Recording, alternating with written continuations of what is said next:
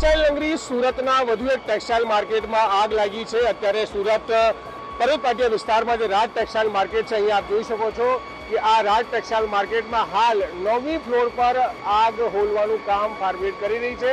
તસવીરોના માધ્યમથી આપને ગુજરાત તક જણાવી રહ્યો છે કે આપ જોઈ શકો છો ટોપ ફ્લોર પર એટલે કે 9મું માળ કહી શકાય છે, એમાં આગના ધુવાળા અને આગની જ્વાળાઓ સ્પષ્ટપણે દેખાઈ રહી છે। ફાયર બ્રિગેડની ટીમ અહીં મહેનત કરી રહી છે, પણ આગ હોલવાનું નામ નથી લેતી। સવારે 6:30 વાગે આગ લાગી હોવાની વાત છે। 7:15 વાગે ફાયર બ્રિગેડને કોલ કરવામાં આવ્યું હતું અને અત્યારની વાત કરીએ ટાઈમિંગ સાથે વાત કરીએ 1:30 વાગી ગયો છે, છતાંય આગ કંટ્રોલમાં નથી। આ તસવીરોના માધ્યમથી ગુજરાત તક આપને જણાવી રહ્યો છે કઈ પ્રકારે ફાયર બ્રિગેડ મહેનત કરી રહી છે, પણ આગ કંટ્રોલમાં નથી આવતી। એક બાજુ પાણીની ઓછાર ચાલુ છે, હાઇડ્રોલિક મશીન એક જ છે, અને બીજી બાજુ આપ જોઈ શકો છો આગની જ્વાળાઓ નીકળી રહી છે, એટલે કે આગ ક્યારે કંટ્રોલમાં થશે કંઈ કહી ન શકાય। ચીફ ફાયર ઓફિસર જે છે વસંત પારેખ, એમની સાથે આપણે વાત કરીશું, જાણવાની કોશિશ કરીશું कि आग क्यारे कंट्रोल में आवशे। सर, ये आग कब से लगी और कब कंट्रोल आने की संभावना है? 7:15 पे कॉल हुआ था और मटेरियल काफ़ी ज़्यादा है, सिंथेटिक मटेरियल है, तो एयर के कांटेक्ट में आने से फिर वापस फ्लेम चालू हो जाता है। तो अभी अंदाजित 3 से 4 कलाक और लग सकता है कूलिंग में। मतलब सुबह में आग करीबन 7 बजे आपको कॉल मिला है और उसके बाद अभी भी आग लगातार बुझाने की कोशिश हो रही है, क्या दिक्कतें आ रही हैं? स्मोक अभी नहीं निकल पा रहा क्योंकि ग्लास लगे हुए हैं बारी वगैरह में, और ब्रीदिंग ऑपरेटर शर्ट पहन के टेम्परेचर ज़्यादा है, उसकी वजह से अंदर एसेस नहीं मिल रहा, और पानी काफ़ी क्वांटिटी में चाहिए इसको कूलिंग करने के लिए, तो ये सब प्रॉब्लम आ रही है। तो वेंटिलेशन भी एक दिक्कत है क्या? वेंटिलेशन जो बता रहे हैं, ग्लास वगैरह बारी बंद है क्योंकि जो टाइम था 7 बजे का टाइम था, सभी शॉप बंद थी उस समय। अच्छा, तो शटर वगैरह तोड़ना पड़ रहा है और ये सब प्रॉब्लम आ रही है। તો બિલકુલ આ તકલીફો આવી રહી છે, કારણ કે જે સ્મોક છે ખૂબ મોટી માત્રામાં છે અને ધુવાળા પણ અત્યારે આપ જોઈ શકો છો, આગની જ્વાળા પર જોઈ શકો છો કે સવારે 7 વાગ્યાથી આગ લાગી હોય તો બપોરના 2 વાગી ગયા છે, છતાંય આગ કંટ્રોલમાં નથી આવતી। સ્થાનિક કોર્પોરેટર છે વિજયભાઈ ચોમાલ, એમની સાથે વાત કરીશું। વિજયભાઈ, આગ દર વખતે ટેક્સટાઇલ માર્કેટમાં લાગી જાય છે, બીજા કોઈ શોર્ટ સર્કિટ કારણો હોઈ શકે છે, પણ આગ કંટ્રોલ નથી થતી, આગ લાગવાનું કારણ કેમ વધી રહ્યા? શું નામ? સાહેબ, તમે જાણો છો ટેક્સટાઇલ આખો પેટ્રોલિક આઇટમ છે, કાપડ એકદમ પૂરો એકદમ પેટ્રોલિક આઇટમ છે। આ પેટ્રોલિક આઇટમ જે એકવાર લાગે તો પછી સાહેબ આ કંટ્રોલમાં આવવાનું બહુ મુશ્કેલ છે, સમય લાગે એમાં। और બધી માર્કેટો બાજુમાં બધીની દુકાનો હોને કારણે ઇલેક્ટ્રોનિક સાઇટ ચાલતી રહે, એમાં આગ ઝુલસતી રહે। હવે આ લાસ્ટમાં છેલ્લો માળો છે, અંદર ઘૂસવાની કઈ શક્યતા નથી, જાળીઓમાંથી પાણીની બોછાર મારે છે। એસએમસીની ફાયર બ્રિગેડની ટીમ યુદ્ધ સ્તર પર લાગી રહી છે, છતાં પણ બી આ એકવાર બુજી ગઈ હતી, પછી બીજી 1 ઘંટા પછી વાપસ આ સળગાઈ ગઈ, તો એમાં સાહેબ અમે તો ટાઈમ લાગે। બાકી એક વાત તમને આપણે કેવું છું કે કઈ જનહાનિ નથી, માલની નુકસાન જરૂર થઈ છે। આપણા 3 કર્મચારીઓ બી ગેસમાં ઝુલસાઈ ગયા હતા, એને સિમ્મેર હોસ્પિટલમાં હું જઈને આવ્યો, એકદમ તંદુરસ્ત છે। 3 લોકો ફાયર ઓફિસર ઘાયલ થયા છે? ઘાયલ થયા છે 3, આ સિમ્મેર હોસ્પિટલમાં છે, એ અત્યારે કમ્પ્લીટ છે, લેકિન આ માલનું નુકસાન છે, એમાં કોઈ શક્યનું સ્થાન નથી। અચ્છા, તો એ જે ફાયર સેફટી આપણે દરેક માર્કેટમાં બનાવે છે, આ ક્યારે કામ લાગે? જ્યારે આગ લાગે ત્યારે કામ લાગતી નથી, તો પછી કામમાં ક્યારે લાગે? સાહેબ, આ સવાલ તો ટેકનિકલ સવાલ છે, એમાં તો આપણે શું કહેવા માંગુ, તો ટાઈમ લાગશે અને પછી આપણે એની ચર્ચા કરીશું। અત્યારે આપણા માટે યુદ્ધ સ્તરના આપણી ટીમ લાગેલી છે, આ ટીમ ખરેખર મહેનત કરી રહી છે સાહેબ। પાણીની કમી નથી, માણસોની કમી નથી, આપણી ક્રેનો ઉપર તમે જોઈ રહ્યા છો, 2 ક્રેનો લાગેલી છે, પણ હવે આપણું પોઝિટિવ માઇન્ડ લઈને કામ કરવાનું સાહેબ। તો વિજયભાઈ ચોમાલ ભાજપના કોર્પોરેટર છે, ચેરમેન પણ છે મહાનગરપાલિકામાં, આપણી સાથે વાત કરી રહ્યા હતા। તસવીરોના માધ્યમથી ફરીથી હું આપને જણાવી રહ્યો છું, અત્યારે આપ જોઈ શકો છો કે કયા પ્રકારે 9મા માળ પર આગ લાગેલી છે। આગ હોલવાનું કામ 2 હાઇડ્રોલિક જે મશીનો છે ફાયર બ્રિગેડની એ કરી રહી છે। 2 એક સાઈડ હાઇડ્રોલિક મશીન અહીં છે, બીજી સાઈડમાં જે આપણે બતાવ્યું કે હાઇડ્રોલિક મશીન કામ કરી રહી છે।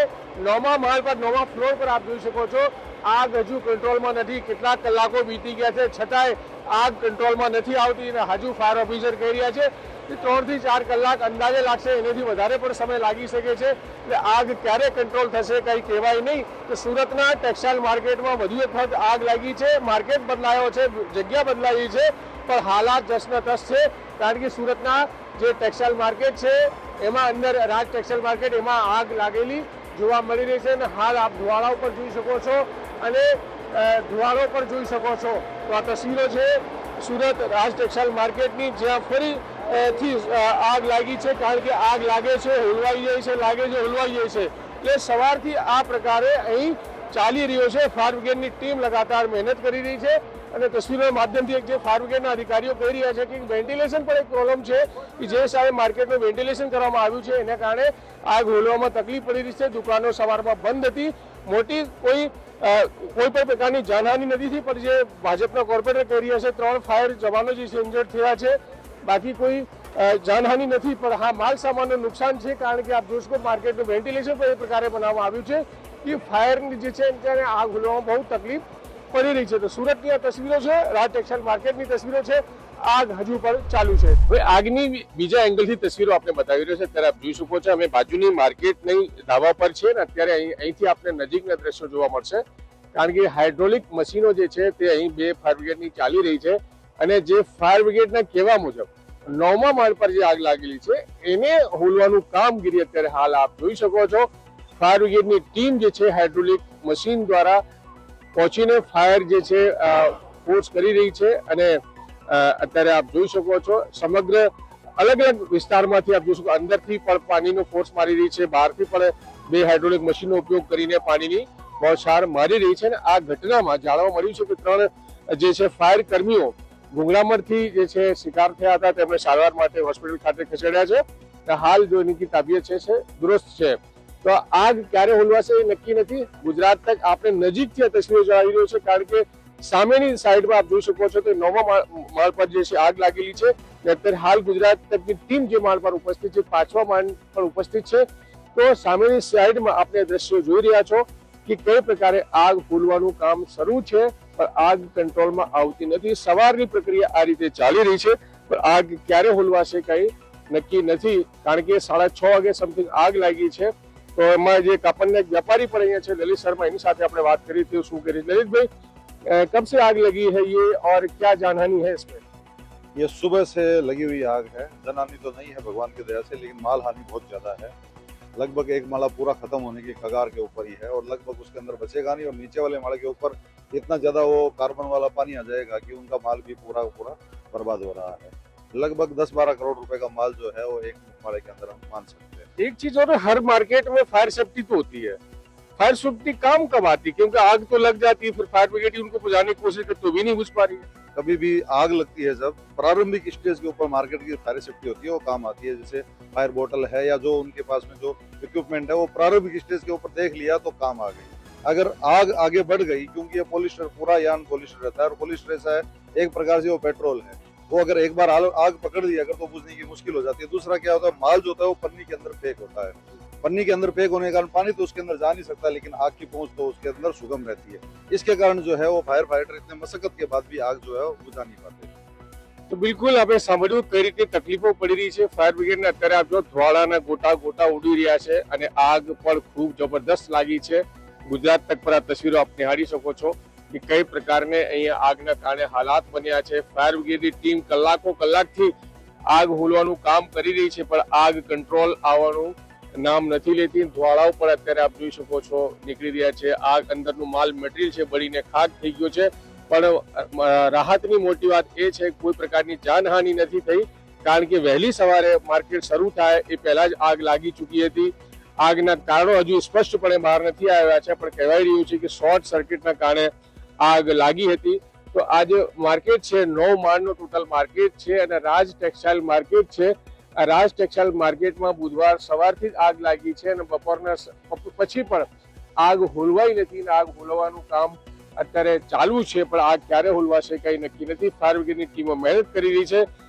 જો કે આ પહેલી ઘટના નથી. સુરતના ટેક્સટાઇલ માર્કેટમાં અગાઉ પણ આવા પ્રકારની ઘટનાઓ બનતી રહી છે અને બને પણ છે, પણ આગ જે છે નહીં લાગે એના માટે કોઈ પણ પ્રકારના પગલાં નથી લેવાતા. આગ તો લાગતી જ રહે છે અને કારોબારીનું નુકસાન થતો રહે છે.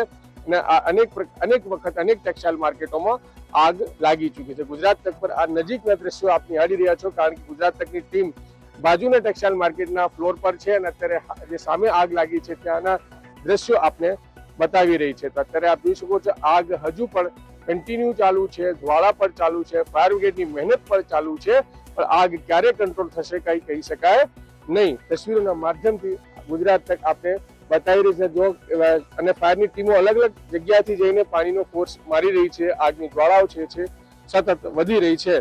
ગુજરાત તક પર રાજ ટેક્સટાઇલ માર્કેટની આ તસવીરો છે જે આગ સ્પષ્ટપણે દેખાઈ આવે છે. સંજયસિંહ રાઠોડ, ગુજરાત તક, સુરત.